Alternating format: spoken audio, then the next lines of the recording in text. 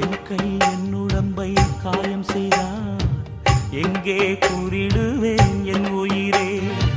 நீ எந்தன் பாதி, இதுதானே நீதி, உன்னை விட்டு போக முடியாதம்மா.